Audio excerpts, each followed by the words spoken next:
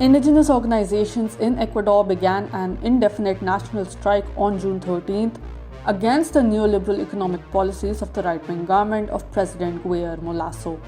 On Tuesday, the second day of the strike, the Ecuadorian armed forces and police detained Leonidas Iza for 24 hours. Iza is the president of the Confederation of Indigenous Nationalities of Ecuador, or CONE, one of the organizations that called for the strike. CONE declared this detention arbitrary and illegal. It called on its members and associated organizations to undertake immediate protest measures for the freedom of our leader and for the dignity of our struggle. Iza was released after widespread condemnation of his detention, both nationally and internationally. Statements were issued by organizations such as the Ecuadorian NGO Alliance for Human Rights Organization, Colombian Indigenous Organization, the Regional Indigenous Council of Cauca, and former Bolivian President Evo Morales. Ecuador's Attorney General's office also issued a statement saying that Iza has not been detained under the orders of this institution. The statement added that Attorney General Diana Salazar has issued guidelines through provincial attorneys to coordinate procedures with the aim of avoiding illegal or arbitrary detentions. Along with CONE, more than 53 social organizations called for this strike. The arrest came after a successful first day which saw thousands of protesters in at least 16 of the 24 provinces of the country blocking roads and mobilizing against the Lasso government's policies and the increasing insecurity in the country.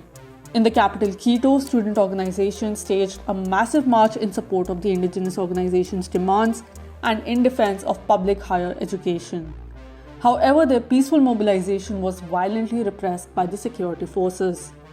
On the second day in the province of Cotopaxi, the National Police and Armed Forces also carried out a violent attack on journalists.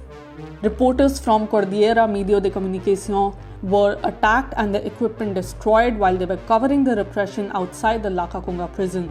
Protesters are demanding various measures to ease the financial and social tensions in the country. This includes reduction and freeze of fuel prices, fair prices for their farm products, soft loans for farmers, small producers and merchants, better employment opportunities, access to education in rural areas at all levels, access to healthcare, total ban on mining and oil exploitation activities in indigenous territories, respect for the collective rights of 21 indigenous peoples and nationalities, an end to drug trafficking, kidnappings and violence, and an end to privatization of public companies.